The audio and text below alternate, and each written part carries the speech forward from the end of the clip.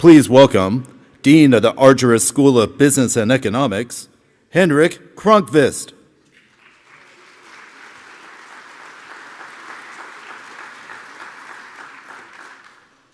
Good afternoon, everybody. I'm Henrik Cronqvist, and I'm the Dean of the George L. Argyros School of Business and Economics here at Chapman University. And I'm thrilled, excited to welcome all of you to the 45th Chapman University Economic Forecast Update.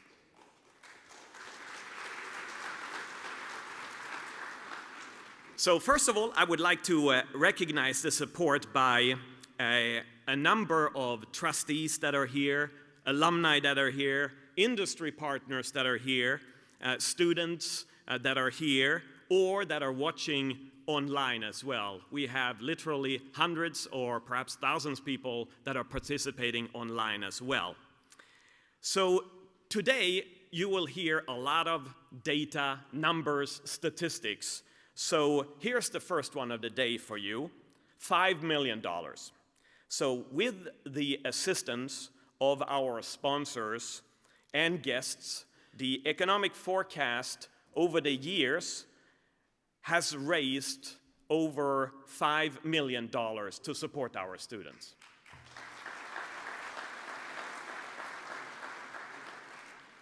So a big and sincere thank you to all of our sponsors who have made this possible. So let me introduce the sponsors, the platinum sponsors. We're excited to have City of Hope, Orange County, and Edwards Life Sciences. Thank you so much.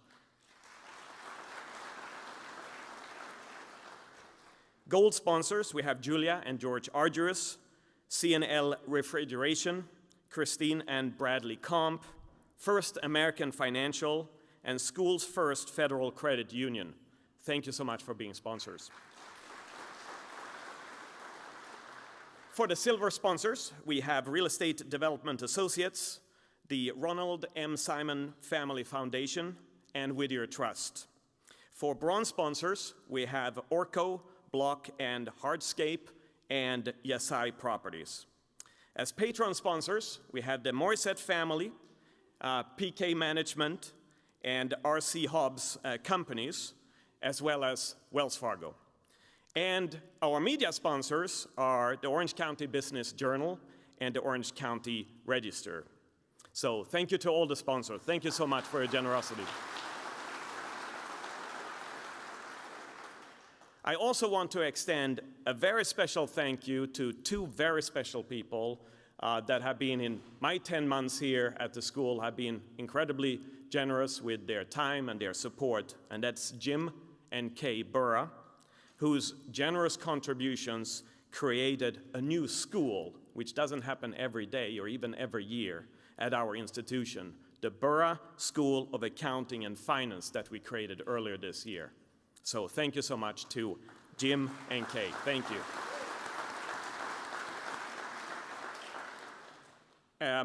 We are also receiving recognition both locally and nationally for the Dodie Spogley Free Enterprise Award that we're starting to give out.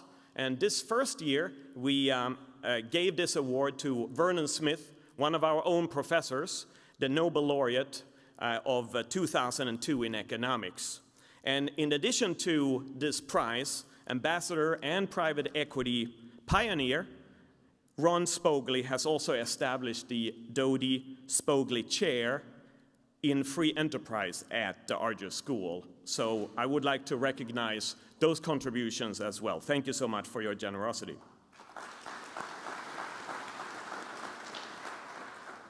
Now, I would like to highlight a couple of success stories that we have to share, and I would like everyone here in our beautiful Musco Center and also online to be aware of that we have been working on and achieving during this past year at the Argyros School. So our full-time MBA program has continued to increase in the rankings, and we are now in the US News and World Report, we're now number 60, and that's up from being number 72. So we're maintaining the position as the number 3 private MBA program in California, in fact on the West Coast. So number 60.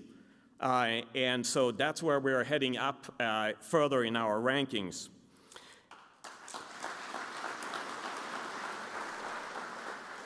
lot of effort by a lot of people to get our students to achieve the success that is reflected in these rankings. So big credit to the Argyros School's team, the staff team that has helped out so many of our students with mentorship and preparing them for the job market. So a lot of business schools these days, they are approaching a declining market for MBA programs. We here at the Argyros School, we are on an upward trajectory, and it's not just me saying that. If you look at the statistics, we expect to have double the number of graduate business students here on campus this coming fall compared to last fall. So in part, I think that is driven by the recognition of our brand. So many of our accomplishments and initiatives are made possible here at the Argyros School because of our wonderful board of counselors. We just met the other day together for one of our board meetings. You have funded many of our programs, our career center, mentored our students, opened up doors to a number of different companies. Look at this list of companies up there where our students had placed, they have had success, in large part because of the many things that our supporters have done to help out our students. And it's a busy slide. There's a lot of different companies, but believe me, we would like this slide to be even busier. We would like to have even more companies that are hiring our great students because of the skills that they have. And one thing that has been very rewarding for us as well during the past year is that we have been able to relaunch post-COVID some of the initiatives that we were running before. For example, we went back to New York City with our Walk Down Wall Street program. And we have also launched a new Leadership Crisis Challenge simulation for our seniors. One of our recent initiatives that we have done is to create a new stock market index by S&P, Standard & Poor's. It's called the Chapman University's California 100, and the other one is called the Orange County 25 Index. And these indices, they track the performance of the 100 largest stocks or public companies in California and the 25 largest stocks or public companies in Orange County, respectively. And you can look up these indices for yourselves. They are by Standard & Poor and Chapman University, and you can see the tickers here. CU, as in Chapman University, CA, as in California, obviously, 100, and the other one is CU OC 25. You can look them up on Bloomberg for professional investors, on Yahoo Finance for retail investors, and our hope is that, especially with California being such an important economy in the United States, sub-economy within our country, that this will provide the Argyros School an opportunity to, with these indices, show up in national news media on a continuously ongoing part. Now, talking about the economy, everybody, so much I feel has already happened in 2023 with interest rates, with the housing market. We recently learned a new term from the Federal Reserve, I guess called hawkish pause. So it's expanding our vocabulary. So what about the rest of this year of 2023? Well, this is the obvious place to come to learn about that and get quality answers on what's going to happen to the economy from our team of scholars and researchers, which of course include President Emeritus Jim Doty, Dr. Doty, Dr. Raymond Sver, who's overseeing our Anderson Center, and Professor Fadel Lawandi. Now, over the period 2004 to 2021, Chapman's real GDP forecast were more accurate than the forecast issued by 30 agencies participating in the so-called Blue Chip Economic Indices Survey. So this is a very accurate way to try to think and estimate the future. None of this would have been possible without the extraordinary efforts by our own Jim Doty.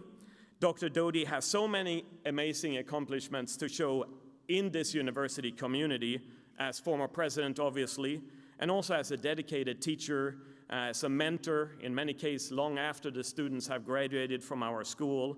So please join me in a very very strong, warm welcome of Chapman University President Emeritus and Professor of Economics, Dr.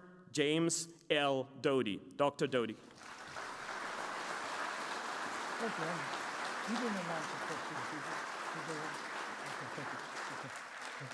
Thank you. Thank you for attending our forecast, and thank you to all of our sponsors.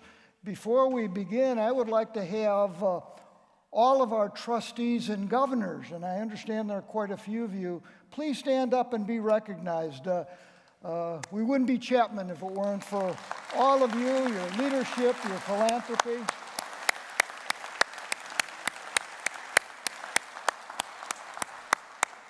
I'd like to especially recognize one of those trustees, Mary Bell Musco. We would not be in this incredible facility were it not for the philanthropy of Mary Bell, her beloved husband, Paul. And Mary Bell, while you're here, I also want to thank you for the artistry, your interior decorating skills that, believe me, were very important in making this place as beautiful as it is. Thank you, Mary Bell Musco.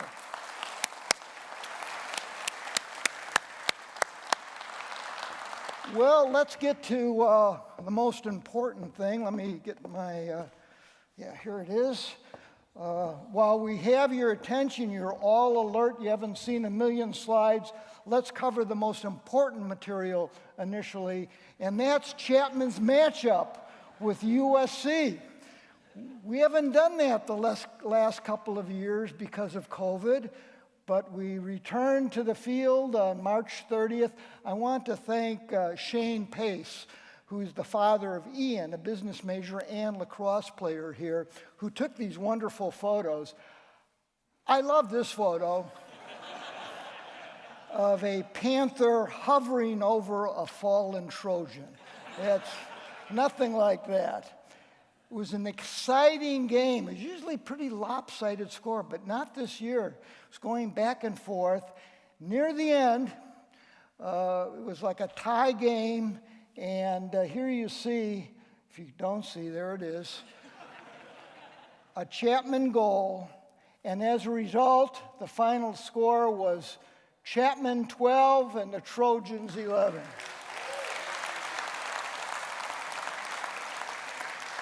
I have to hand it to USC. They came pretty close this time. It's usually, as I said before, lopsided.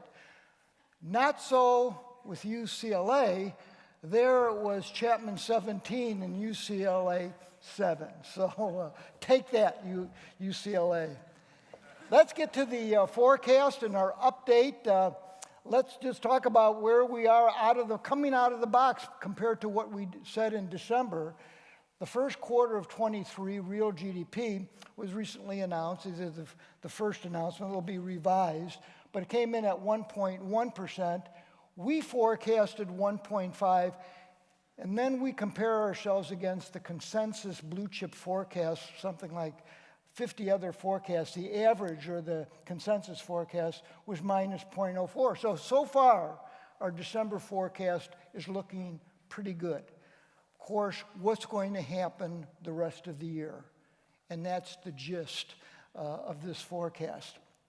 Now, I hate to foist this on you so early, all these numbers, and concentrate and focus on what's in yellow here, highlighted in yellow.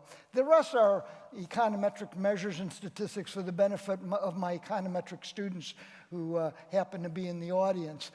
But what I want to do here is, there's so many moving parts to this story and the forecast and the economy.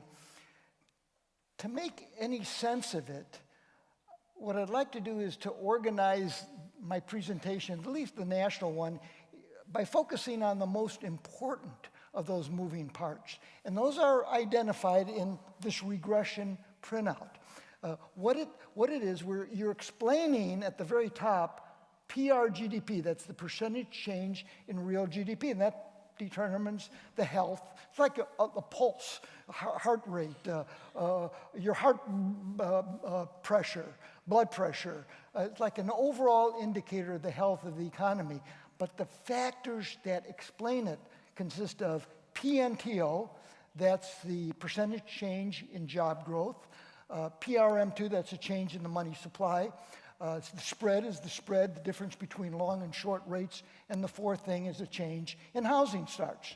So I'm going to now cover those four things because those are the four most important factors explaining income growth and will lead us, hopefully, in a rational way to what our forecast is saying for the rest of the year.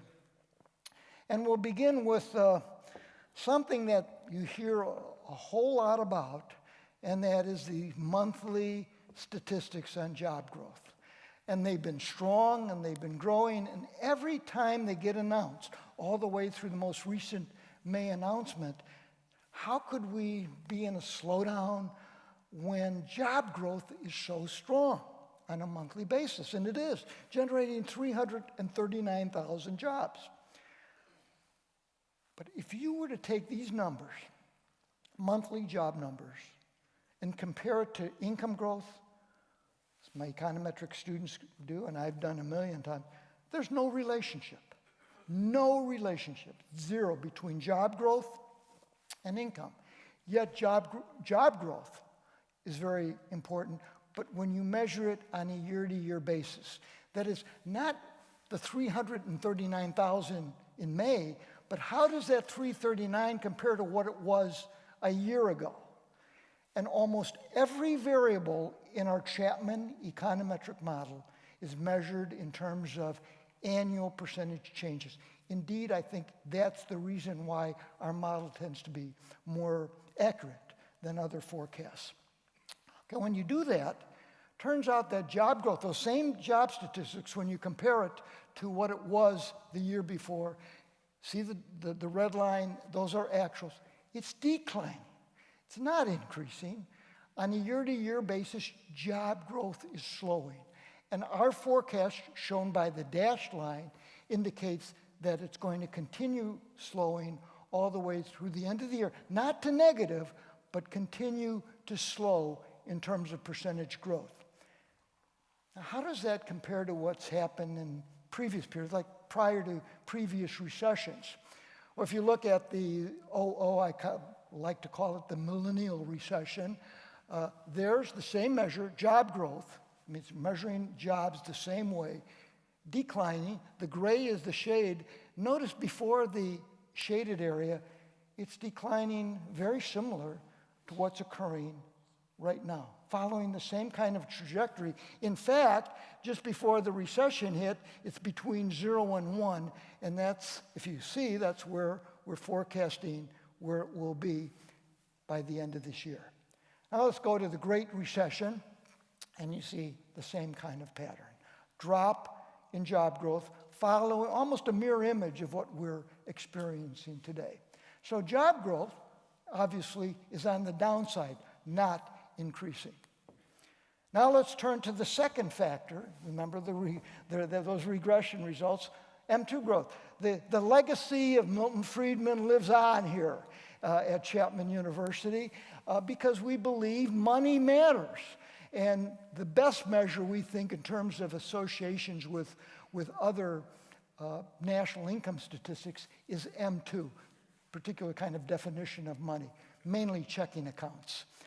Well, as you can see, money between 16 and 20 was growing gradually around 3.2% a year. And then there was this explosion during COVID when the Federal Reserve played the white knight, came to the rescue, flooded the system with money, and increased the money supply, real money, that's after inflation, by 15%. You know, you've heard of the 25% increase in money. That's nominal money. But if adjusted for inflation, 15.1% increase, unprecedented. Nothing, we have had nothing like that since the end of World War II, and led us a couple years back to forecast higher inflation and higher interest rates.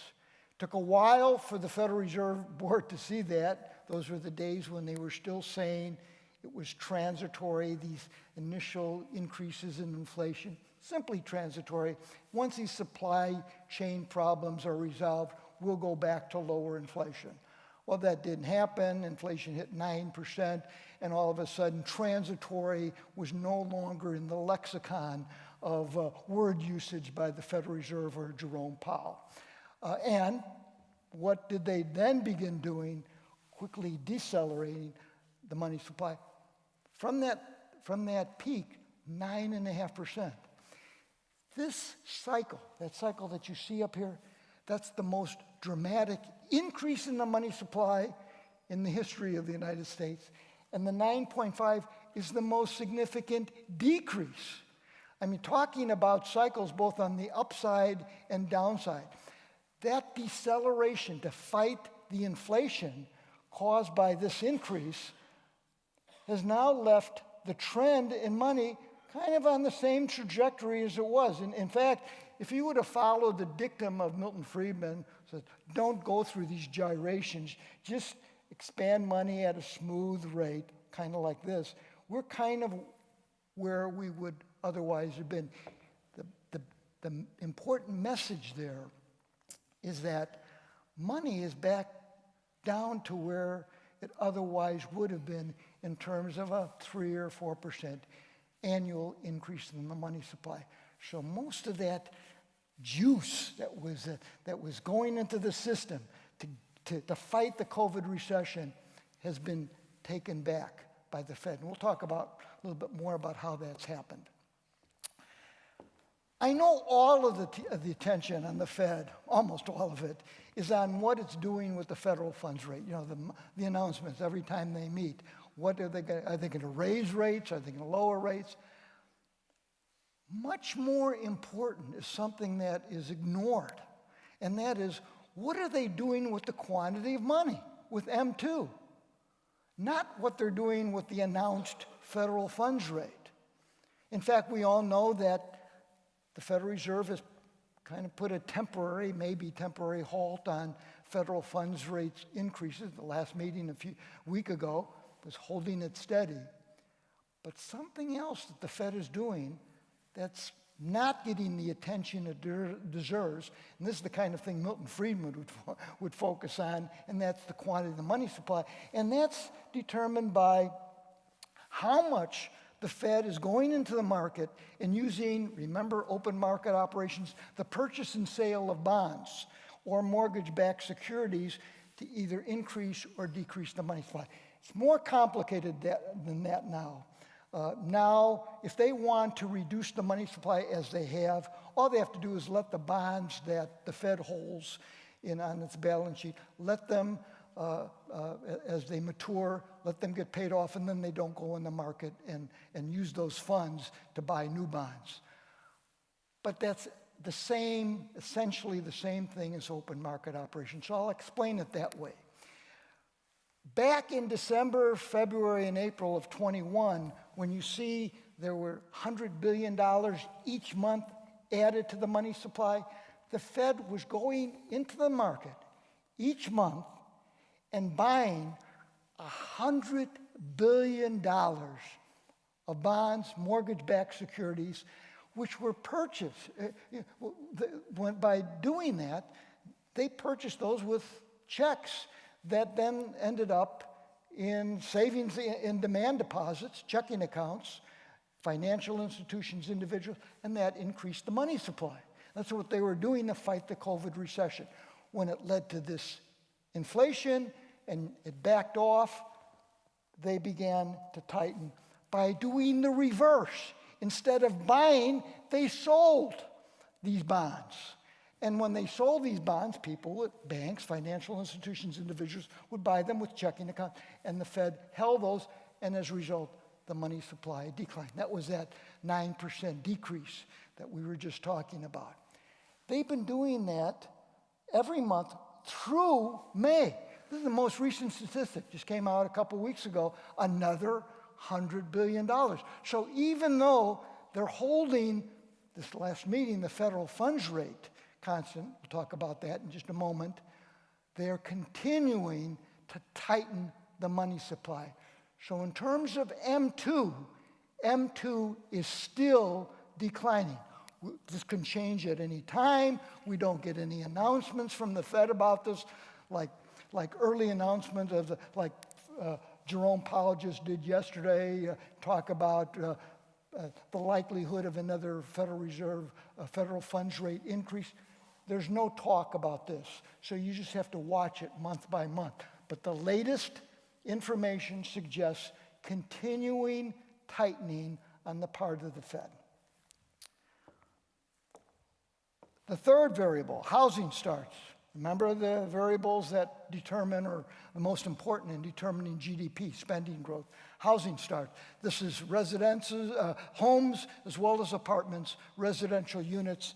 And as you can see, they're still declining. It's backing off from the 20% year-to-year decline in the first quarter, but they're still declining in the 10 to 15% range. I'll be talking a lot more about housing when we get to California and Orange County. When you look at the actual number of housing starts, not the change, just to put it into perspective historically, those declines, 10, 15%, and so on, it's led to 1.2 million units by the end of this year. That's what we're forecasting at an annual rate. If you look at 2023, there will be 1.2 million housing starts, which is a lot lower than 22, which was around 1.7 million. Quite a bit of a drop, 1.7 to 1.2. But a lot better than what happened during the Great Recession when it hit 526,000 units. In fact, if we were to go down to 526,000 units, that would be another hit to the economy of around $200 billion. Why is it holding up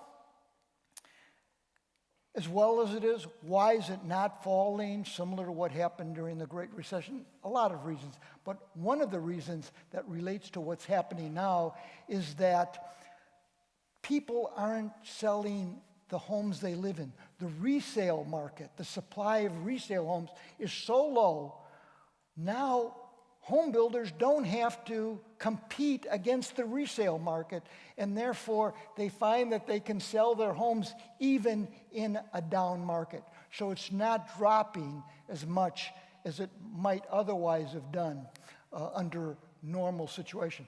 People don't want to sell their homes, these resale homes, because they have these sweetheart mortgages of 2.5%, 3%. Who wants to give that up and then go out and finance another home at 6 and 7%? Now, where are interest rates going in the future? What about the federal funds rate? Rather than listen to Jay Powell's pronouncements, we like at Chapman to look at the height of the Federal Reserve Board chairs. Let me explain. These are, and this is their actual height of the going back to 1980 and Paul Volcker. Here's what happened to the federal funds rate. Now, I talked about this a few years ago, but we've become much more scientific about this in our data analytics. What we did was to look at each Fed chair, their tenure, and look at what was the average federal funds rate during their tenure, each of the tenures. So Paul Volcker, who was a big guy, 6'7", the average federal funds rate was 10.4%. Then you move to Alan Greenspan, almost 6 feet, 4.8. Ben Bernanke, 5'8", 1.6. Janet Yellen, 5 feet, 0.4%. And then what happens? This is a new addition since I talked about this a couple of years ago. We bring on a taller Fed chief, Jay Powell, 5'10". The average so far is 1.8. But you know with it already at 5%, that average is going to continue increasing. The relationship is absolutely uncanny. There is something in econometrics called, statistics too, correlation coefficient, which measures how closely do two variables move with each other.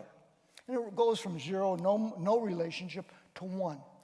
The correlation coefficient is 0.9. Now, if you heard a gasp from some, those are my econometric students are shocked because you don't get correlation coefficients that high, of 0.9. Even more, I know we don't have much data, only 5 observations, but the regression equation suggests that every inch increase in height leads to a 50 basis point or 0.5% increase in the federal funds rate. Similarly, a 0.5% decrease in height leads to a 0.5% decrease. Uncanny, but that's why we're using it. So, what's happening to the federal funds rate? It's pretty complicated now. I sympathize with Jay Powell because here's something that's happening while all of this is going on. And that is this mini banking crisis, with Republic and other banks, Silicon Valley Bank and others that went under or were acquired by other banks. Other banks, not to the same extent of the problem, they're all experiencing pressure in terms of their balance sheets. They're all, in many ways, underwater. As a result, what you see here is bank tightening. The Fed monitors this on a regular basis. And notice whenever it tightens, you have business problems, those recessions in gray. And notice most recently, about 50% of the banks are now tightening in the most recent reporting month. They're tightening more than what they did the prior month. That's a lot. Why? When you look at the assets as a whole, there are 500, if you add up all the assets, and in particular, bond holdings, those bond holdings, corporate bond, let's talk about U.S. bonds first, are now worth $500 billion less than what they paid for them on average. $500 billion. As they acquired them when interest rates were low. Interest rates went up. Those bonds that they bought are now worth $500 billion less. Now, the banks are holding them to maturity so they don't have to mark to market. As a result, they're still on the books at what they paid for them, even though they're worth $500 billion less. Well, when the regulators go in and look over the banks are okay. They don't have to write it down. But the regulators are concerned. In the same way, they're also holding mortgages of $500 billion, less than what they're worth. They bought, they're still paying these mortgages that they're holding in mortgage-backed securities. The average return might be 3.5%, 2.5%, when now they're going for 6% and 7%.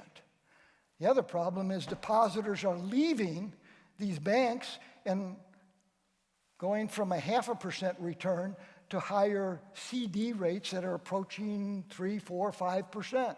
So they're losing their deposits as well, but they're still getting an income, only 3% from these mortgages. So that's $500 billion, another $500 billion, $1 trillion of assets that are lower in value than what's currently on the books. So the banking sector is under pressure.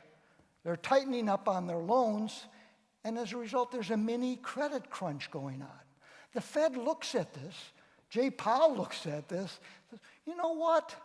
Another interest point increase, as we've been doing steadily every time we meet, let's back off.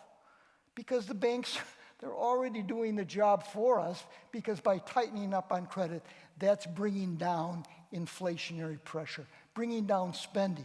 If you borrow less, there's less investment, less spending. C plus I plus G goes down. So if we increase interest rates, maybe that's a little bit too much, so we're going to back off a little bit. And that's what has occurred. Complicating the system, but it was probably a good move, I think, on the part of the Federal Reserve Board. As a result, when you look at interest rates and look at the federal funds rate, we believe actually there's a good chance that they're not going to increase anymore. I know Jay Powell 2 days ago mentioned that Most likely there's going to be another increase, maybe even another after that. But in a month, if more banking problems emerge and overall economic statistics continue to point out, they may back off of that. In any event, we're near a high, obviously, in the federal funds rate. And most importantly, that federal funds rate is higher than the rate of inflation. That's highly contractionary. And more importantly, higher than the 10-year T-bond. And that difference leads to a negative spread. And you may recall the negative spread is an important variable in explaining future spending and real GDP. So when you put these things together, this is the same graph as I'm not foisting any new ones on you. If you look at these explanatory variables, job growth measured year to year is down, money supply is down, the spread is negative, and housing starts is negative. You can see why the future, when you look at GDP, we're pointing to a negative change in the third quarter and the fourth quarter, and that's the stuff of a recession. Perhaps a moderate one, but nonetheless, because you see an uptick, we're forecasting by the year probably a moderate recession. In any event, certainly a slowdown of some sort. Now that's our model. I've tried to explain this in the context of our model, pointing to those four variables. But there are other factors out there that also point to a slowdown. Bank tightening and charge-off on commercial real estate. This is a different bank tightening than what we showed before, where it hit 40%. That was overall lending on the part of banks. But if you focus on commercial real estate, as you can see, it's close to 80% now. In other words, on commercial loans, banks are tightening, 80% of them are tightening more than they did the prior year. This is tightening, and that's measured on the right-hand axis. That's where you see the 80. But where push comes to shove, it's not so much at bank tightening, but bank write-offs. When do the banks reach a point where they say these bad assets have to be written down, namely these commercial loans? That's another variable, and that's charge-offs. You could see what happened during the Great Recession, and that's the percent of loans held by banks that are written off hit a high of about 3%. That's a lot. When you're talking about $1.5 trillion back during the Great Recession of commercial real estate, that adds up to a lot of write-offs on the part of banks. But notice most recently that while you've had a big increase in tightening, write-offs are just marginally, just tweaking up a little bit. But notice it takes a while before the tightness results in charge-offs. In fact, you see, here's the tightening, here are the charge-offs. While banks were tightening, charge-offs, nothing happened, kind of like here. It took a year before this started to increase, so it's quite possible that this could begin increasing as it did during the Great Recession. And remember, the Great Recession was mainly a residential recession, not so much commercial property. Commercial property kind of held its own. Some charge-offs, but not anywhere near as much as the charge-offs on those mortgages and home foreclosures and so on. So what happened during the Great Recession? You can see it here. Here's commercial real estate loans in billions of dollars. So there's trillions, 1 trillion, 1.5 trillion, all the way to 3 trillion. Notice that commercial real estate held on the part of banks. If you add up all of those commercial loans, commercial property, it's now around 3 trillion. Back during the Great Recession, it was about 1 trillion. It was like twice as much. So in a way, the economy is more vulnerable because there are more loans that banks hold on commercial real estate. Well, back during the Great Recession, when finally there had to be some write-offs, there were, over that period from 2009 to 13, there's $500 billion of write-offs. And if we had something like that This time around, anywhere near that? Well, add it up. You had the $500 billion in underwater U.S. Treasuries, $500 billion underwater on lower than market mortgage-backed securities. If you have this $500 billion problem, you now, adding them up, you have $1.5 trillion of problems against bank reserves of $3.7 trillion. It's like the senator from my home state of Illinois, Everett Dirksen, used to say, a billion here, a billion there, sooner or later it adds up to real money. And you're talking about potentially a real problem. So the recession, even though it looks like it might be a moderate one, maybe even not a recession, a slowdown, if this happens, it's going to be more serious. There's one other thing that we don't track, but points to a downturn, and that is real gross domestic income. Try to think back in your memory cells when you took macroeconomics. Remember when you covered the C plus I plus G? That's real GDP. C plus I plus G plus exports minus import. That's GDP. That's what we've been talking about. That's the pulse of the economy, or the heart pressure, blood pressure that we were talking about earlier. But remember, there was another way of measuring it. Instead of measuring spending, you come up with the same, supposedly the same value, doing it from an income approach. Wages, interest, rent, and profit. Incomes, since those are spent, it's equivalent to the more traditional spending, our GDP approach. Okay, usually ignore this because they're about the same, but every so often they get out of whack, as it's happened lately. Most recently, if you were to measure income using domestic income, wages, interest, and profit, we're already in a recession. There was a decline in the fourth quarter of last year and the first quarter of this year. Small decline in both quarters. Back-to-back declines in domestic income. Wages were okay, interest, rent. The problem was profits. Profits dropped nationally and led to this downturn. We're not seeing it on the spending side, but the fact that we're seeing it on an income side.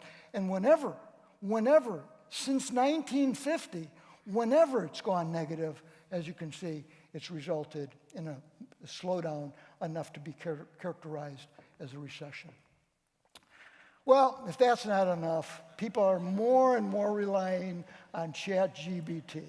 So a few days ago, I asked Dorothy, my valued associate, to ask, it's like I used to ask Google.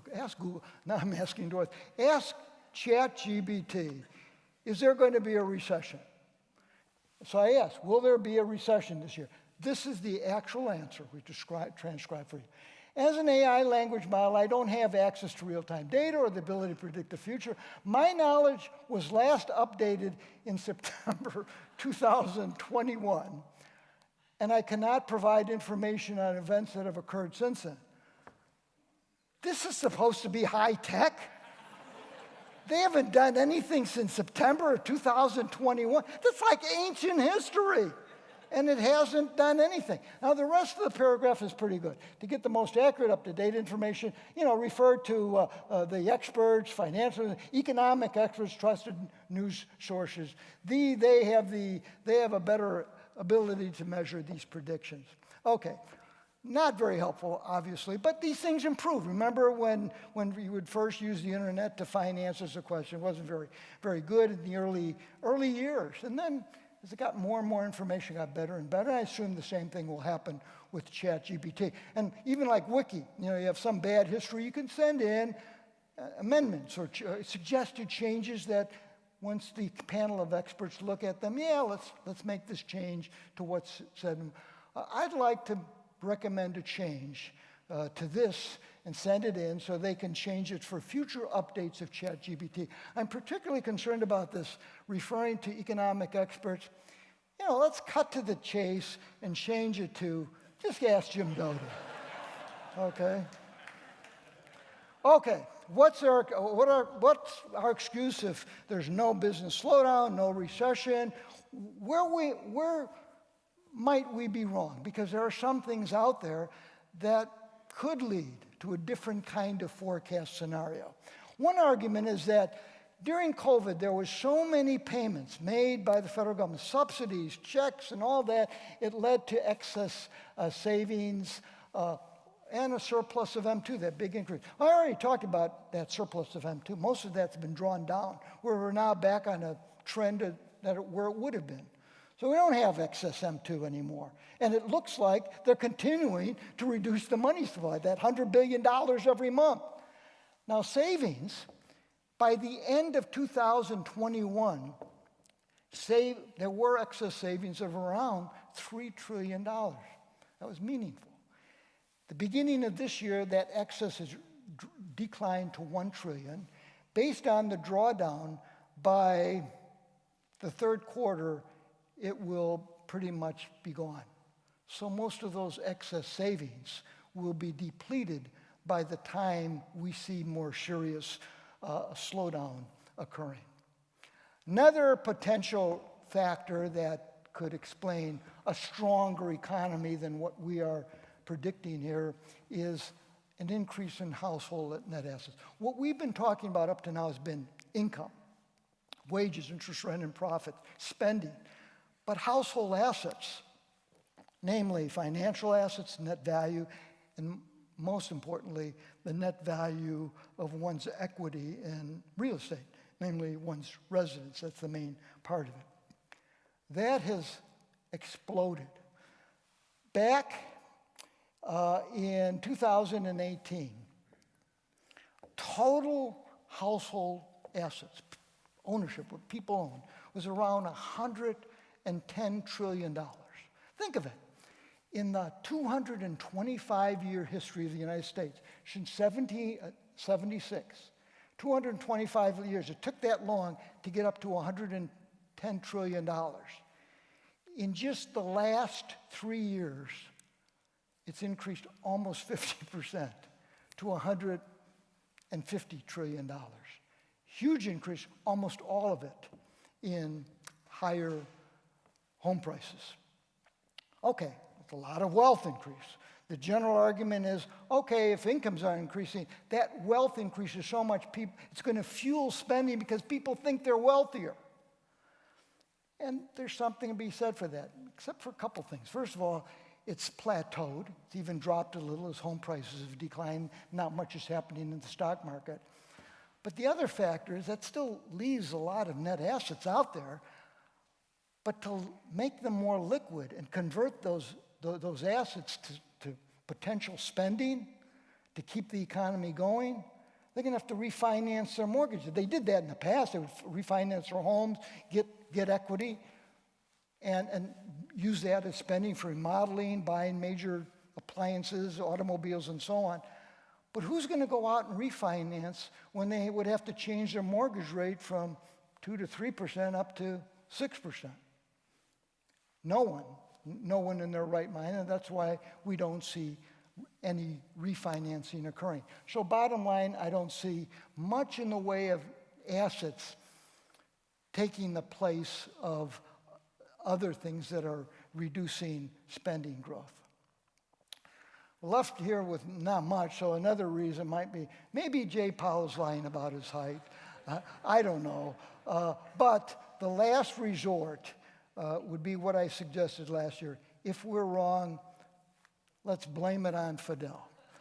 We're going to hear from Fidel in just a moment, but before we do, I'd like to express appreciation to one of our platinum sponsors, and that's the City of Hope. And what Annette Walker and her team are doing is the stuff of miracles. They're building an incredible healthcare organization, cancer care, that's really transforming healthcare, not just in Southern California, but in the nation, and a model for how it can be done in the world. So let's hear a little bit more about the incredible City of Hope story. Here it is, and that will be followed by Fidel. I've devoted my career as a physician to one thing: ending cancer. At City of Hope, where more than 1,600 cancer specialists work towards breakthrough discoveries every day, we're beating national cancer survival rates. And though I'm proud to be part of revolutionizing care here in Orange County, what I'm most proud of is giving you hope.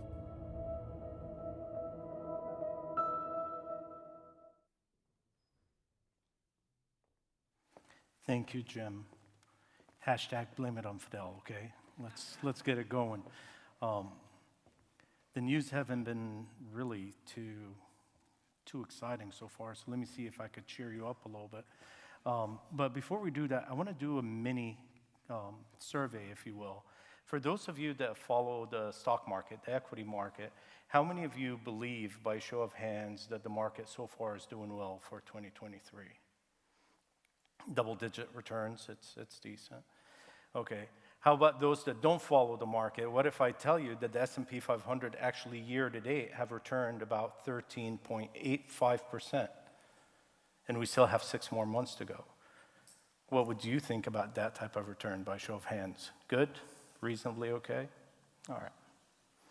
Now, that brings me to our first I of the 3 I's I want to share with you, and that's irrational exuberance. I submit to you that despite the fact that we have double-digit returns on the equities market, the equities market has performed very, very poorly this year. So let's take the S&P 500 for an example. So if we take the S&P 500 for the year so far, we have a return of 13.85%. Now, let's take out of that index NVIDIA, Apple, Amazon, Tesla, Google, Meta, and before you know it, they represent 11% of that 13.85, which means that if you take out the top 7, the rest of the constituents of the S&P 500 for the whole year so far generated about 2.85%. That doesn't sound like a good return on the market. So why is it that we continue to over-allocate to equities? And that's because of that irrational exuberance. We hear the market is doing well, we hear that the stock market is up double digits, and as a result, we continue to invest in equities, or at least over-allocate to equities. Now, if you don't like that way of looking at it, we could look at it in a different way, and that is the compression of yields. So what do we mean by compression of yields? Well, let's see what kind of return we could generate on the different investments. So let's start off with the 3-month treasuries. So if we're looking at the 3-month treasuries, they're right there, the blue line. As of June 1st, they were yielding 5.5%. So equivalent to holding cash.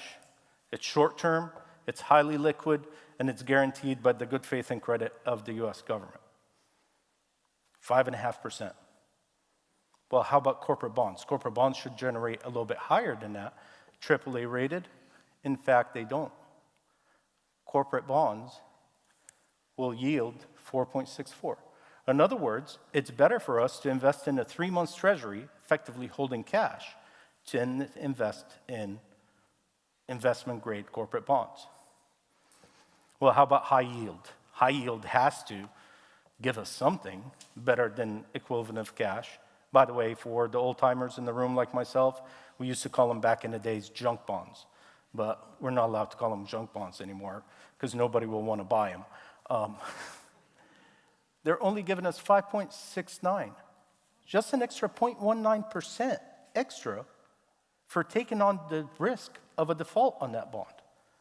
It's cheaper and much more wiser to just simply invest in 3 months treasury. Well, how about the stock market? So the stock market, we look at the earnings yield for this type of comparison. Effectively, we take all the earnings per share and we divide it by the price that we're paying for this. It's all the way down here. Our earning yield on equities is 3.94. So why are we excited about 3.94% return on our money when we could just buy treasuries, 3 months treasuries, by the way, and yield 5.5%? And that's why we're just over-allocating when we should not. If anything, we should be under-allocating to equities at this point in time because the returns are not there. We're not being compensated for the risk that we're taking by investing in stocks. Which brings me to our second I, inappropriate interpretation and discounting. I submit to you that the investment community are addicts, and they are addicts to super low interest rates. And it's the Fed's fault, because for the last 20 some odd years, they have been very accommodative to the investment community. And the prolonged period of keeping interest rates down have gotten the market overall and the investment community overall addicted to the fact that the Fed is always going to accommodate them. The Fed is always going to keep interest rates down. As of today, the market is assuming that we're only going to get about 25 basis points of an increase in interest rates, and by the beginning of next year, the Federal Reserve is going to start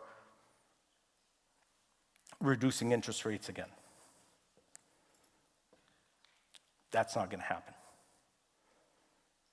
The reality of the matter is, and as we come to the third I, which is interest rates, the reality of the matter is most likely the Federal Reserve is going to give us the 50 basis points.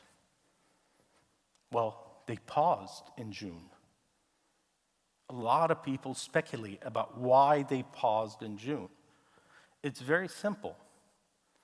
What problem did we have in June that our politicians were creating in DC? The debt ceiling. And as a result, for a while, we weren't issuing any debt. And now that the problem has been resolved, the Treasury Department has to issue a whole bunch of bonds. And the Federal Reserve just wanted to give them a wide berth to be able to come to market, sell those bonds without drawing additional liquidity as a result of the increase in interest rates or the Fed fund rate. So the pause wasn't really a pause, it was an accommodation to the Treasury Department. We need the extra 50 basis points because, as we know, in order for us to make an impact on inflation that is very sticky, inflation is very sticky. When it's around, it stays around for a while. So in order for us to kind of get it unstuck, we have to get the Fed fund rate over at least the PCE. So right now, we're barely over the PCE, and we'll need at least 50 more basis points where the difference is high enough that we actually could make an impact on inflation. So taking all of that in mind, when it comes to equities, we think that, at least for now, underweighing overall, if you're looking at the whole asset class, underweighing is the right way to go right now, because the upside is probably an additional 5% from here, but the downside, if we actually end up with a recession at the tail end of the year, could be a downside between 15 and 20%. So is it worthwhile to take the risk of losing 15 to 20% just for a 5% return? I at least personally don't think so. For fixed income overall, we think that overall the rates are becoming more attractive where it's nice to start dabbling in fixed income, but we're still on the short duration, on the short end of the yield curve, if you will. And the reason for that is that we expect that the rates are going to go up a little bit more. And if you're expecting that the rates are going to go up a little bit more, the last thing you want is to be holding long durations, bonds that are maturing in a very long period of time. Why? Because that would end up resulting in the value of those bonds dropping, and now you're stuck with an asset class that is reduced. So fixed income, short duration, but the rates are definitely getting more attractive. Now, the other asset class that we are typically getting questions on nowadays is commercial real estate. Rough year, to say the least. Last year, volume, by the time that we're here in this kind of part of the year, we had $120 billion worth of volume of transactions in commercial real estate. 10-year average, $60 billion. 2023 year to date, $35 billion. So we dropped from 120 last year around this time of the year to 35 billion. That's a big drop. So why is that drop? Well, one of the things that Jim talked about is that you're having credit tightening. Real estate transactions depend heavily on borrowing. So if lenders and banks are not stepping in and saying, hey, we'll give you the loan to buy the asset, those assets are going to have to be sold for a discount or not sold at all. And that's one of the biggest problems that commercial real estate is facing. But let's dig deeper into the three main asset classes. So just for familiarity and so that we're all on the same pages, on your left right here, you have market revenue per available foot. It's a data point that is calculated by Green Street Advisors. They were nice enough to give me the data. So that gives you an idea of not only vacancy, but it also gives you an idea of an increase in rent. So it tells you how much the property is occupied and the increase in rent. The higher the number, the better off you are. On the right is your cap rates. So cap rates is what we use to value real estate, and the higher the number, the lower the value. So from a cap rate perspective, we want the cap rate to go down in order for the values to go up. All right? So that's kind of the setup for the data that we're looking at. So we'll start off with office. So no surprise, the black line here is the average for the nation. And notice that San Francisco's all the way down here. They're having a rough time with their office buildings. So occupancy is going down, rents are going down, and you see kind of LA and Orange County right here kind of tethered together, with Orange County a little bit better, but still in negative territory, and San Diego in the gray all the way up there just broke into the negative territory. So office is taking a beating across the board if you're looking at Southern California and San Francisco. And no surprise, rates going up, underwriting guidelines are tightening, rents and occupancy are going down, and you see that the cap rates just simply shoot up across the board. And that's a significant jump when you consider that that's only just 3 quarters. We anticipate that this will continue to go up. But having said that, I submit to you that at a point in time, these cap rates are going to be so high and these values are going to be so low that you're going to start seeing more activity in that market as opportunistic investors start picking up these properties at a very, very high cap rate. So don't be surprised if you see kind of a lot of these buildings kind of falling apart, and then you start seeing a spike in the transactions in office by the tail end of this year or possibly first quarter of next year. Next, apartments, which is commonly referred to as multifamily. So for those that are interested in apartments, we've been okay so far, but as you could see in San Francisco and LA, again, we're starting to see that these numbers are moving in negative territory. Why? Because people don't want to pay high rent and don't want to live in places where they don't feel safe or they feel that it's just not a place where they could enjoy themselves. So you're seeing kind of a net outward migration from that, and it's reflected. But overall, you're starting to see that rents and occupancy as well are starting to kind of stabilize and decline a little bit. So the majority of the jumps that you see here in cap rate is just simply financing. Lack of financing or the credit tightening and the hikes in interest rates. It's mostly not impacted. So the increase in cap rates or the drop in values is just the dynamics of the market as it relates to the rates changing than it is the tenants or occupancy or rent growth. Now, the last one that we're going to talk about is industrial and predominantly warehouses, because that asset class had been ultra hot for a number of years. So a couple of things that I want to point to you is that notice, and here the green line is the added area, and that is the Inland Empire, because Inland Empire has been a very hot market when it comes to industrials.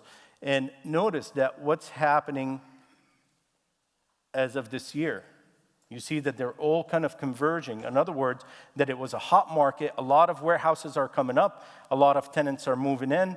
And now we have enough inventory in the marketplace and enough supply and demand that we're starting to see that it's kind of stabilizing somewhere around 7%. So we're probably going to get about another year or two of positive growth, and then you're going to have kind of like a low constant growth rate, if you will, moving forward. So as you could see, the cap rates are climbing up, but nowhere closer to what you see in office or what you see in apartment buildings. The cap rates are climbing up, but barely to accommodate the increase in interest rates because there's still more demand there. All right? With that, I'll leave you to Jim to give you the California update. Thank you.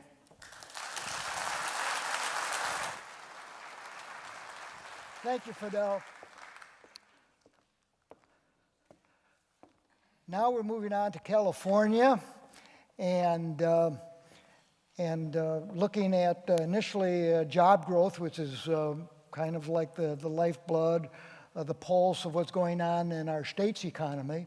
And if you look at 2020, during COVID, California dropped its employment on average 7.1% versus a 5.8 drop in the US. So California underperformed, as it does usually during recessions. During normal times, it's growing more rapidly. As you can see in 21 and 22, California quickened the pace and made up for its more significant drop in 2020. And in 23, as we go through a downturn of some sort, again, California will underperform the US economy.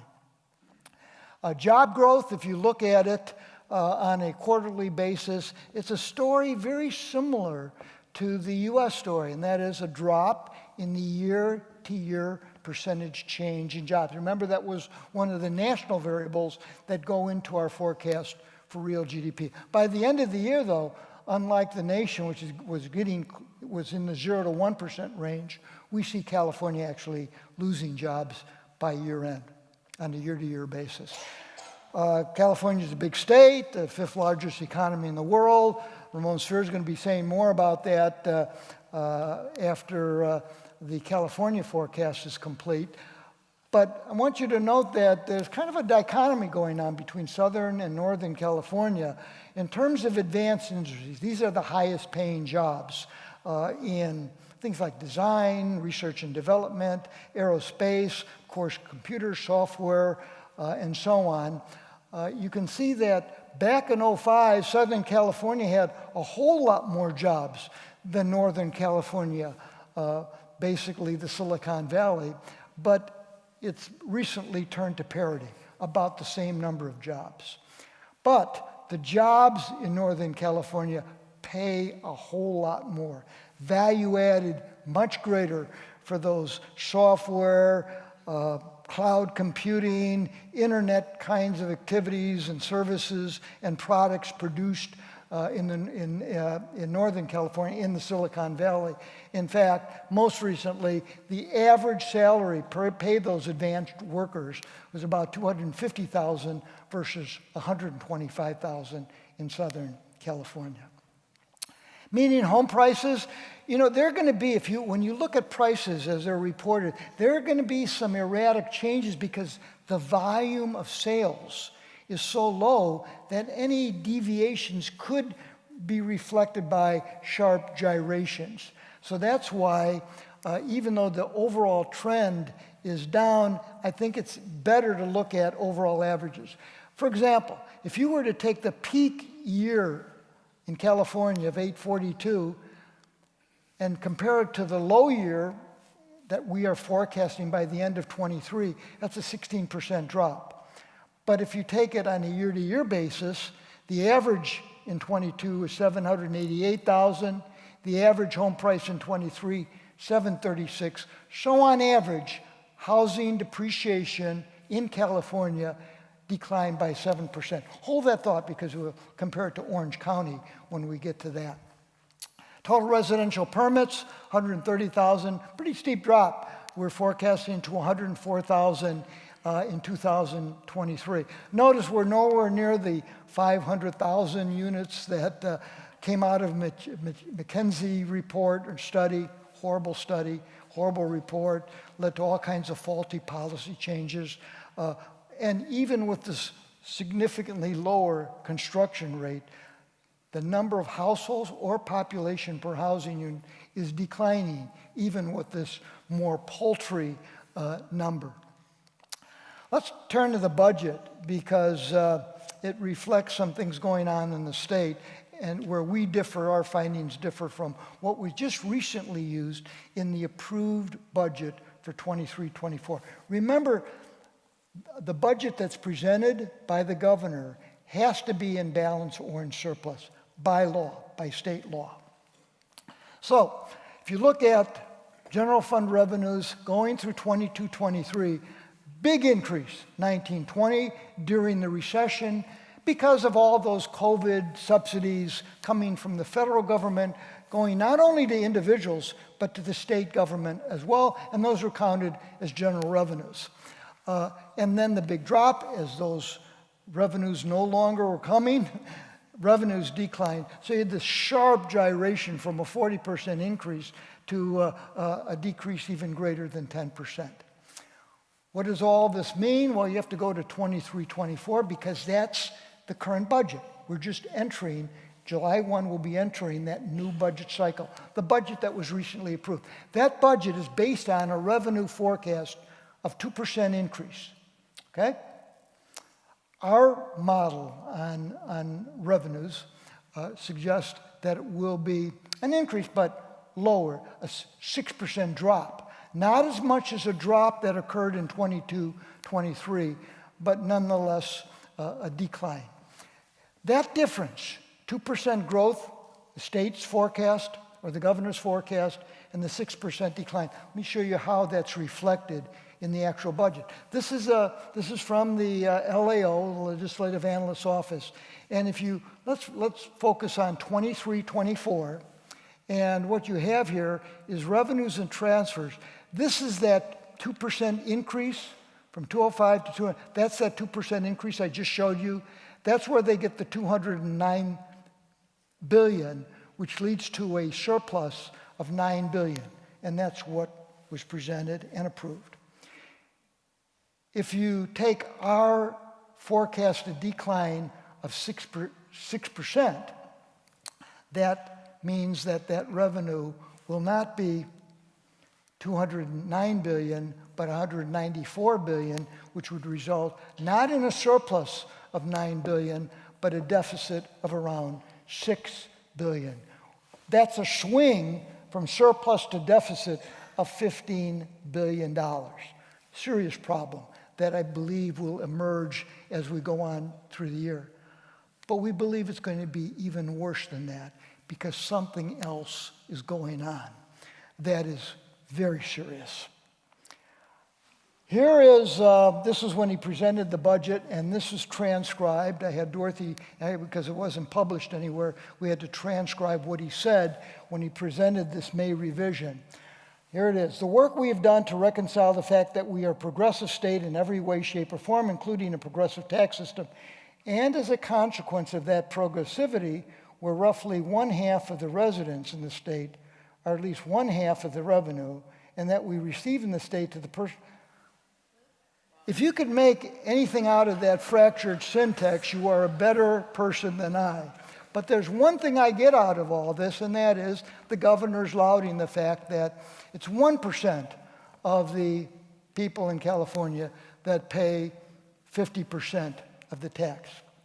But there's a problem with that. Although that's true, the problem that we're finding at Chapman, we've been digging into IRS data. Not easy task, but as we dig into it, we find that you can't use a static analysis in projecting tax revenues because a lot of those people are leaving the state. Specifically, if you were to take, and the IRS reports the tax receipts, and AGI, adjusted gross income, California income tax, adjusted gross income paid by returns over $200,000. So if you take all of California's income tax revenues and try to find out those paying $200,000 or more, what percentage is it? It's increased from 71 most recently to almost 80%. So most of the tax is paid by those who make $200,000 and more. Okay? Now, the outflow of those making $200,000 and more, we have data on that. The number of returns, those that filed, how many of them are leaving the state for other states, and how many are coming in? The inflow is those coming in. That's the adjusted gross income total coming in versus that going out. You can see that that difference is increasing in magnitude to the point where the most recent difference, just for those 200,000 or more, is around $20 billion. This is that difference. There in 21 is the minus $20 billion. That's the bottom line. Remember, in your tax return, AGI, and that's what you pay your tax on, both federal income tax and state income tax. So the deficit is $20 billion. Where are those people going? Where are those higher income people going? Remember the book, the movie, All the President's Men? Remember Deep Throat? Remember he said, follow the money. Well, we can follow the money because we know where those returns are being filed, what states. So we know when they filed in California, when they're filed somewhere else. And this is the filing year. So when you're looking at 21 as a filing year, that's really what happened in incomes earned in 2000. Okay? So if you look at the states with the highest net inflow from California net, the highest state is Texas, 5.6 billion, Nevada, 4.4, Florida, 3.4, for a total of 13.5. Let me clarify. The IRS does not report data for the state, the specific states, by income class. It's the total. And for 200,000 over, it was 20 billion. If you look at the net inflow or the outflow from California, it's actually 30 billion. 20 plus 10 from all the other income classes. So this is, of the 30 billion, 13.5 is going to those three states, all no income tax states. These are the only three states out of the other, of the 49, the only other three states where we actually generate a net inflow, where California is getting higher AGI reported than moving out. These are the only positive, not big amounts, but Illinois number one, New York, New Jersey second and third, for a total of about $1 billion. Again, not surprisingly, New York and New Jersey are the only states rated by the Tax Foundation as having a higher state income tax than California. Where is all this lost California AGI going? Now, instead of looking at just the top states, let's categorize them by the lowest 10 income tax states. There's a tax foundation, rate all 50 states by the income tax rate. 1 to 10 is the lowest income tax state, all the way to the highest 10 quintile, 41 to 49. This shows you California's net AGI, 18.3 billion of the 30 is going to those lowest tax states, most of which have zero income tax. The cumulative impact, if you all go all the way from 2017 to 21, that's actually for income earned from 16 to 20. And this is not just California flows. This is just taking all 50 states, which ones got net gain versus those that had a net inflow or a net outflow. The lowest tax states gained $390 billion, where the highest tax states, which of course includes California, have almost a $500 billion loss. You can see the flow. Most of that 446 is going to the lowest 10 tax states. Art Laffer, he joked with me about this. We recently did some research together in an article. He said he moved from California to Tennessee, which is one of those low tax states. Net domestic migration. This is now going from AGI to people. And the reason I'm doing this is because the IRS data really only goes up to 2020, filing status 221, but basically only goes up to 2020. So all of those inflows and outflows are kind of like ancient history, kind of like ChatGPT. Where's it going in 21, 22, 23? Look at domestic migration. It's gotten worse, much worse since 2019, which suggests that these numbers that I'm presenting are going to get worse and worse and worse. Seems to be ignored, seems to be our state government is oblivious, but I don't think our governor is. To give him credit, he recently suggested that he would veto any tax increase. Several senators wanted to put another increase on above the 13.3%. And he said, no tax increase. Because I think it's becoming clear that this net outflow is not only people, but in dollars as well.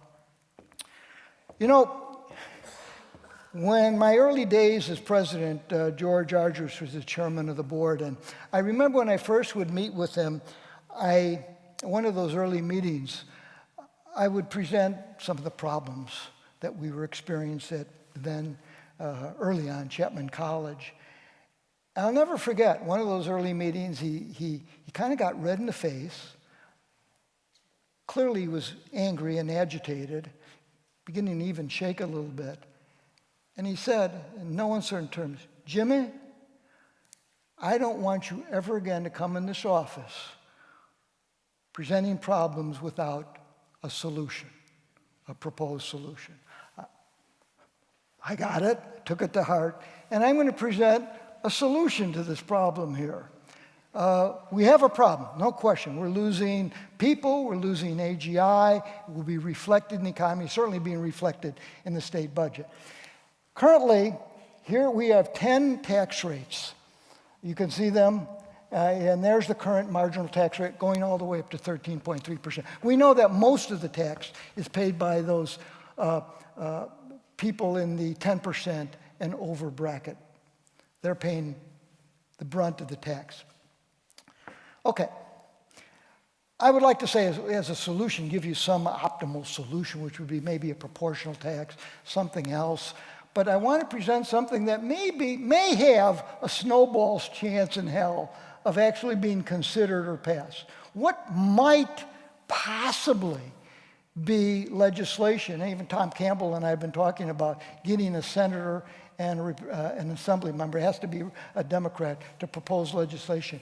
If you were to put into place, calling it the Doty plan for now, a 200 basis point, 2% decrease across the board for low incomes and high incomes, 2 to 3%. And that high rate, the 12 to the 12.3, the 13.3, move it to 10. I'd like to do better, but let's just take that as starters. The cost of that, and believe me, this was not easy, took a lot of time, a lot of analysis to convert these complicated progressive rates to the actual impact on revenue. It results in a decline of $12 billion. Something that, we had to reduce spending to meet the budget this year, to reduce it about $12 billion.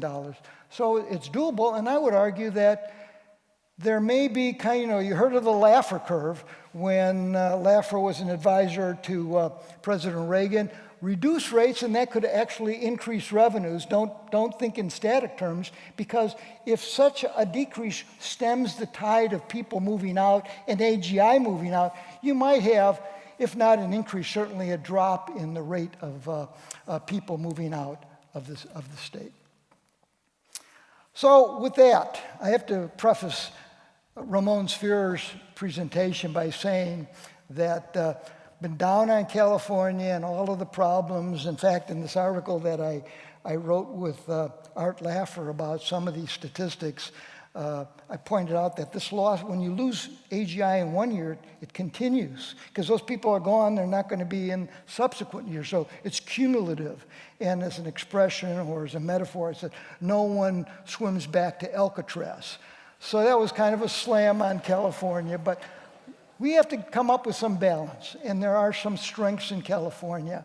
And Ramon and I have been talking about them because there's a lot going, obviously, for this beautiful golden state. And before Ramon presents some of those statistics, I'd like to also express appreciation to our other platinum sponsor, Edwards Life Sciences. Kudos to Mike Musalem, who took a cast-off from Baxter Labs. It was a division of Baxter. They didn't want it anymore. Gave it to Mike Musalem, and here what he built is the stuff of legend, certainly business history, dwarfing now the size of Baxter Labs. Mike recently announced his retirement or resignation as CEO. He's going to continue on as chair. Kudos to you, Mike. What you did is really legendary. And his successor, Bernard Zavigian, great guy, and I am confident that this major firm, so important to our economy, the most significant medical products company in size, innovation, that forward trajectory, I'm quite confident will continue under Bernard's able leadership. But here's a little message from Edward so you hear a little bit more about this remarkable story. Innovation starts with inspiration, and we're inspired. We're Edwards Life Sciences, driven by a passion to help patients live longer, healthier, and more productive lives.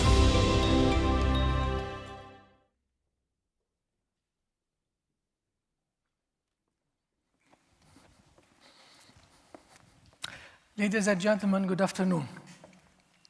For every presentation, I try to find a topic that's of interest to you, and I thought at this time, the California economy would be interesting to talk about. Not a forecast of the California economy, because Jim has already done that, but what's going right and what's going wrong in California these days.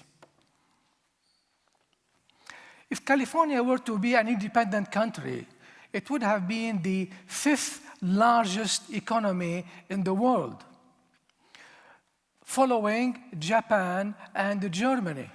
And way ahead, India, the United Kingdom, and France.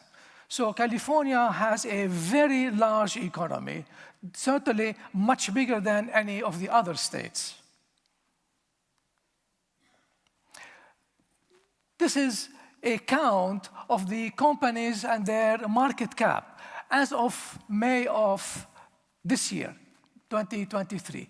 These are the ones that are over $100 billion. There are 76 of them in the United States. 22 of those 76 are in California. China is way down at 15, the UK at 6, France at 6, and then you have Germany and other countries with smaller numbers. California, with this 2022, the top 3 are Apple, Google, and NVIDIA. NVIDIA actually made it just in May because of the very high increase in their stock price. In New York, you have JP Morgan and MasterCard, but New York has only 12 of those companies, much less, almost 50% of California. Texas has only 7. Tesla and ExxonMobil are 2 of those big ones in Texas. Actually, Texas is, just a year ago, was still in California. Washington has 5 of them. This is the state of Washington. Illinois, 4. Georgia, North Carolina, 3, and then a few others. Venture capital investment. There were $240 billion in venture capital invested in the US in 2022. 104 of that total was in California. for a 43% share. I know that we have a large economy, but that share is much, much bigger than one would think. New York at only 29 billion, so a very distant second at 12%. Massachusetts at 21 billion. Texas only 10 billion, 1/10 of the amount of California, and Florida at only 7 billion. Originating patents in each state, 183,000 in the United States. California had 50,000, a little over that, for almost 28%. Texas at 13,000, New York at 10,000, and then you have Washington and Massachusetts. New establishment.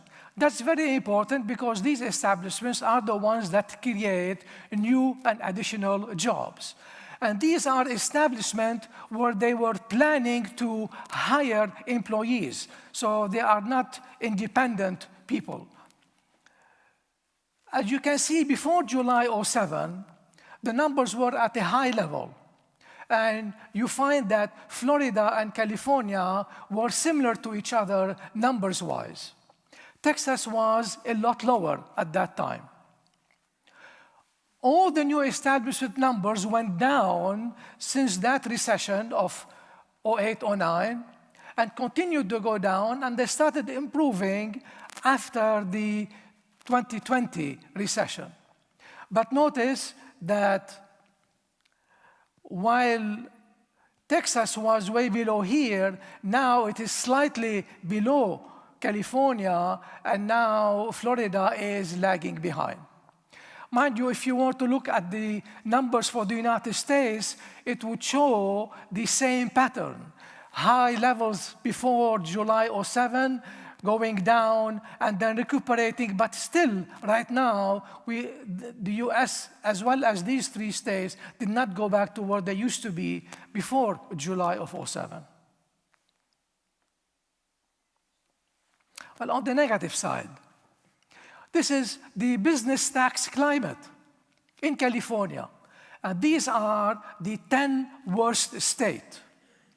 Alabama at number 41, Rhode Island at number 42, Hawaii 43. And then you can see California number 48. The only two states that are worse than we are New York and New Jersey. But fear not, the governor and the legislators are coming up with new legislation, new policies, new laws that will make sure that we'll be number 50 very soon.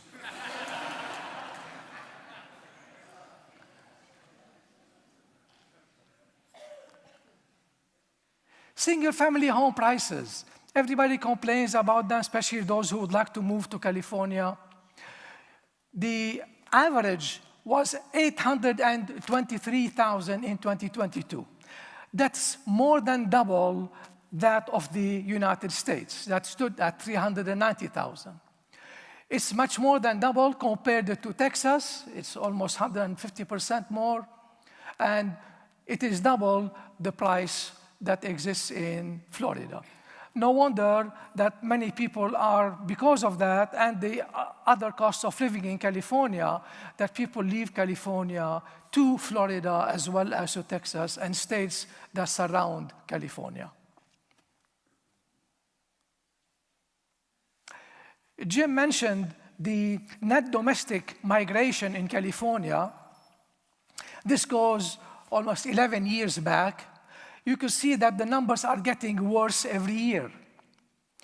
So in 21-22, 407,000 people left California for other states over and above those who came from all the other states to California. In the past, when the numbers were not really bad, the politicians in Sacramento dismissed that and saying this is not very important given the size of the state. Even a few days ago, when the governor gave an interview on TV, he dismissed the number 407 that existed in 21-22. That's not a number that's really very important, that has a negative effect on California. As Jim showed, there is a huge amount of loss of income to California from all those people who leave the state. Mind you, in 21-22, around 400,000 people came from other states to California. And around 800,000 left the state to other states. 800,000, that's 2% of the residents of California. That is not a very small number. That's a huge percentage to leave on a yearly basis, especially if this number is going to persist in the future. So the consequences beyond just income also has to do with the population.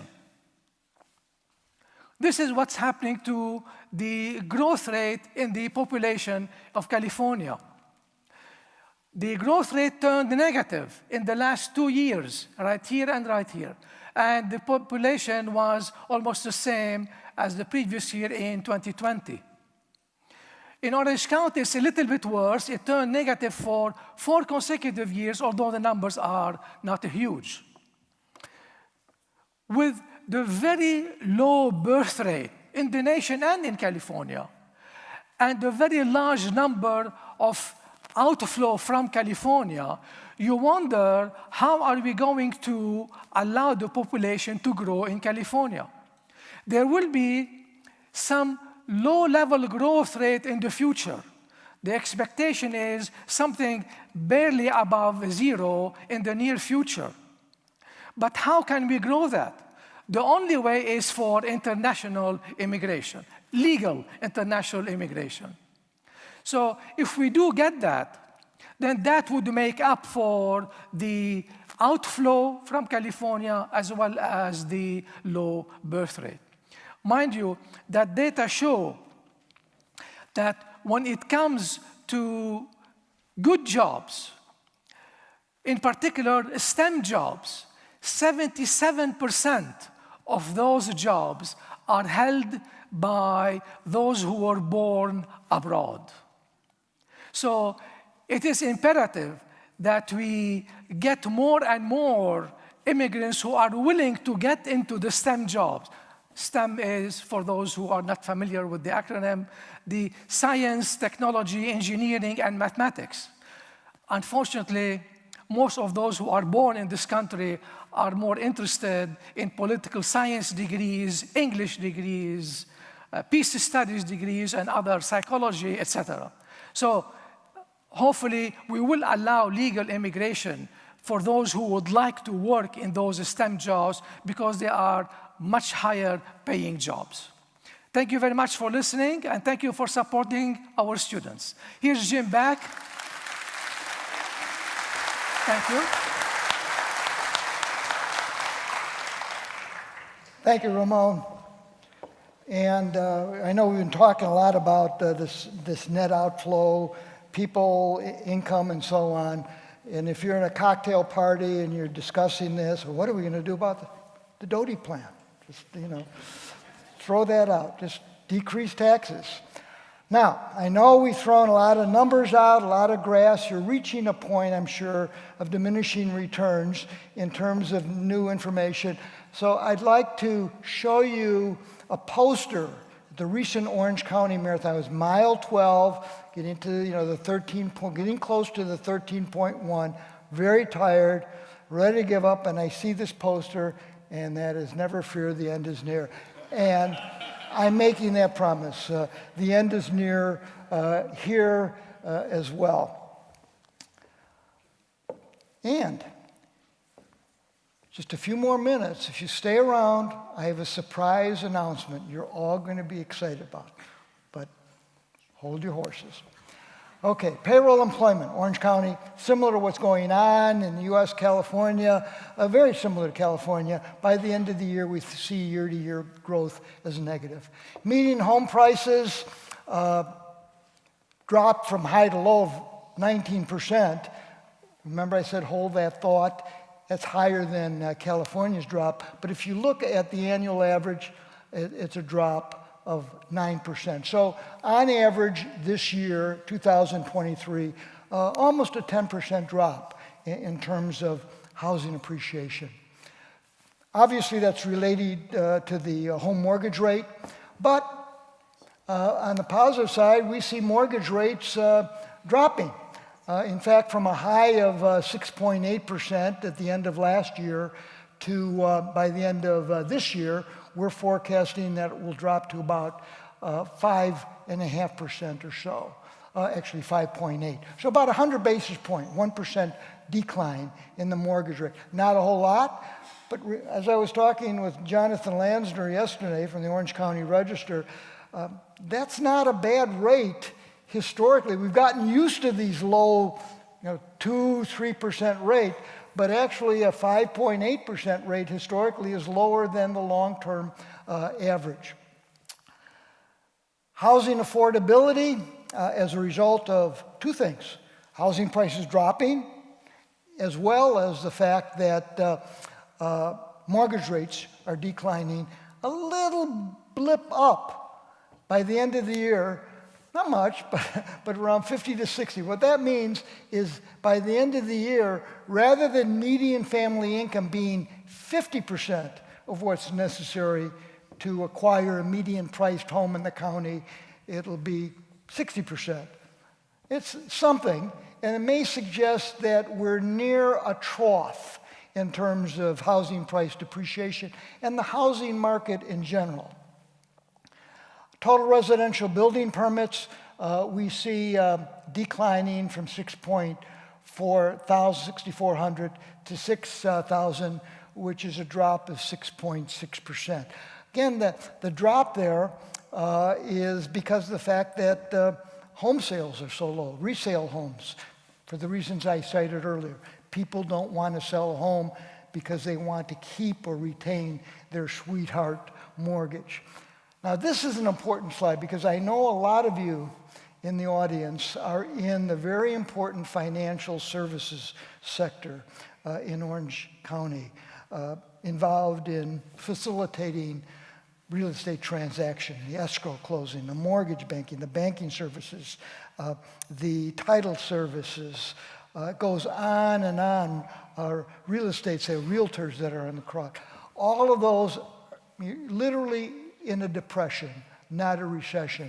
We see that home sales on an annual basis are close to 6,000. 6,000 compared to, at the high, 12,000. So from the high that was reached before the Great Recession, it's half of that. But even more recently, it's gone from around 10,000 to 6,000. So activity is about half, a little more than half of what it was just a few years ago. That's a big hit. But if I can give you a positive word here and leave on the more optimistic side, 23 is an annual average. That is the forecast of 6,000 sales in Orange County. But if you take the rate of change at the beginning of the year compared to, so 23 quarter one compared to 22 quarter one, the decline was 35%. By year end, we see an increase year to year. Not much, 1%, but it's the first increase, if it occurs, if our forecast is correct. Even not, we're not on the money, no question it's not going to be as significant a decrease as we had in the first quarter. So we think we're reaching a bottom and setting the stage for recovery, a more clear and obvious recovery, meaningful recovery in 2024. Well, this is a share of advanced establishments. How is Orange County doing generating these jobs that are filled by graduates of Chapman University, UCI, Cal State, Fullerton, and so on? the high value-added jobs in business services, but particularly high-tech, design, R&D. You can see Orange County since '05. If you take the share, the number of advanced workers we had in '05 as a fraction or as a ratio of the total number of jobs, we were at around 2.5% back in '05, close to where we are. We're actually a little bit lower than 2.5. So the share has declined a bit by about 20 basis points. But look at Nashville, Austin, San Diego. Now I can explain why Nashville and Austin, why they're increasing, because if you look at tax rank, advanced establishments, what I did was we took 50 in our Chapman UCI advanced model. We took the 50 top MSAs in terms of hiring advanced workers, and we looked at the change in all 50 from '05 to the most current data available. And we looked at their changes, and we grouped them into low tax states and high tax states. This is not income tax rank as we had before. This is overall state and local taxes. And as you could see, lower taxes, they gained in share, and high taxes, of California, of course, being one. The average drop of those 10 states is minus 0.18, which is almost the exact drop of Orange County's decline. That doesn't explain, though, why we are growing more slowly than San Diego. Again, another thing that Jonathan Lanzer and I discussed, and he pointed out a good thing. We may not be as strong as San Diego in terms of the kind of advanced jobs that San Diego has.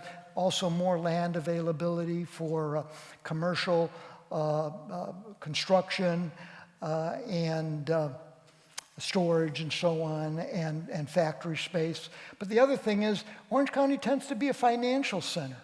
We do much more in the way of mortgage banking, title services, the kind of escrow services that lead to a home transaction, getting that transaction done. And that's where we are weakest right now. Literally, we're in a recession, and that's why Orange County is hurting. But San Diego is doing a far better job in creating these high-value added jobs. I believe it has something to do with, it's kind of Northern and Southern California dichotomy. It has something to do with the structure of the kind of advanced jobs that San Diego has, that for whatever reason, they are generating more jobs now than whatever Orange County does have. I'm going to skip the demographic data because Ramon Sphere did a great job in talking about that and why we're continuing to lose population. And that brings us now to the end. But before we end, I'd like to present what I think was the best response on a student evaluation from my econometrics class. And there's a question we ask in all of these evaluations. Are there any specific ways the instructor could improve this course to improve learning? This is a written response. It's not like checking 1, 2, 3, or 5. So we get written response, and we read these carefully because we get some good ideas. So here's, I think, my favorite response, and that is,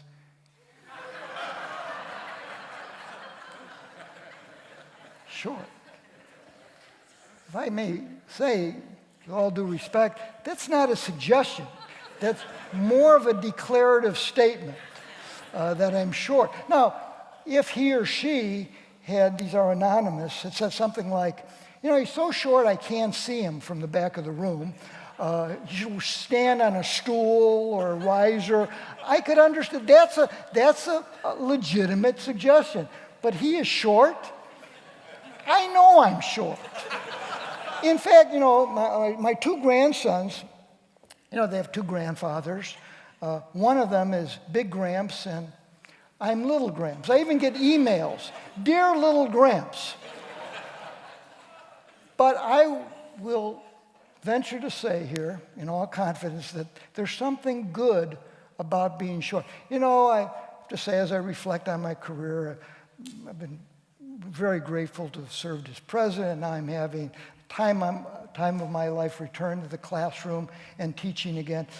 But on my bucket list, if I could, I know I don't have all that many years left, I would love to be the Federal Reserve Board chairperson. I mean,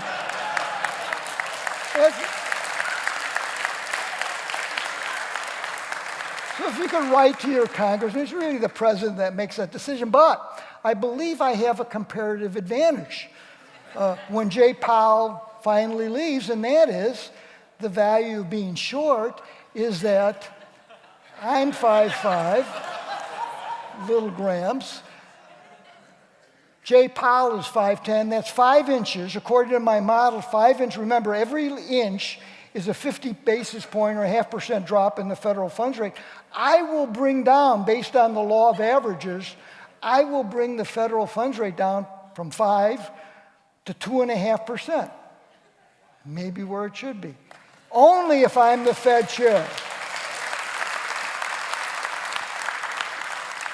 Okay, here's the surprise. This is like the Tootsie Roll Pop. Remember the surprise center? Here's your surprise.